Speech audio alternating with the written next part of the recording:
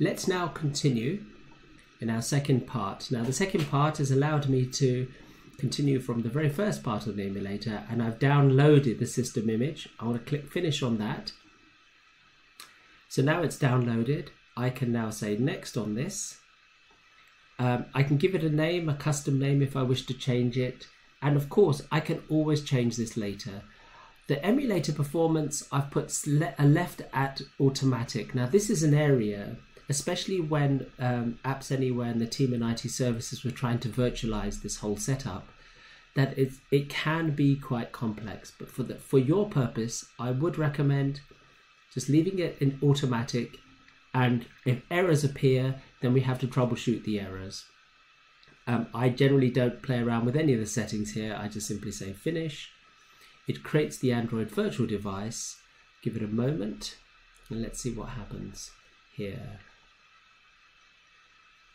Okay, so I now have in my pane, which is my virtual devices, there is my first one. You can have as many as you like. And you can see the size on the disk that you'll need. What you might want to do is play through some, delete others, etc., etc. So let's close the AVD manager. We now notice in this drop down I have a particular emulator. I hit play and then watch the build down here, building, configuring build, calculate task. Now we might hit errors because the emulator has all kinds of features and properties because it's simulating being a real Android phone. And if your laptop doesn't have certain other properties, you'll find it'll just stop and have errors. Now, I don't have time in these videos to go through all the types of errors you have. There are Stack Overflow and other kinds of sources which will help you.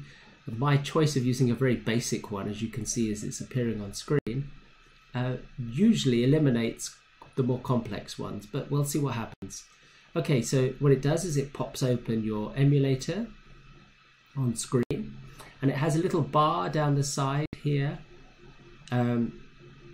And I'll explain that these buttons on the top right-hand corner of your environment, you don't have to keep on closing it down and rerunning it. You can just refresh it, and we'll talk about those options in a moment. So it's still, let's have a look. If you come down here, it is still in the process of building. The numbers on the right hand side down here are still moving, so it's got a problem here. An error has appeared. It said some invocation for Gradle, which we'll talk about in a moment. But let's just leave the errors for the time being and see whether it will actually run. Some of the errors will stop it from working. Some of the errors will be like warnings saying that something is not quite right, but we're still going to run it. Let's see what happens. It's still down at the bottom. It's waiting for the target. It's installing. If you look right at the bottom where I'm moving my cursor, launch app, give it a moment. Launching app, click to open task window. So if I just keep on observing down at the bottom, you can see it does take some time and something's happening, and there we go. That is my main window, and in the middle of it is the word hello world. So in this particular instance, what you notice is that some errors did appear, but the errors aren't always the type of errors which will stop something from running. So be patient with it. Some of the errors are to do with configuration settings. You don't need to worry. So there is my emulator, very, very simple emulator with the words hello world. So what you have here is a bar at the top which says my application, a main screen here, and right in the middle your text view with the text.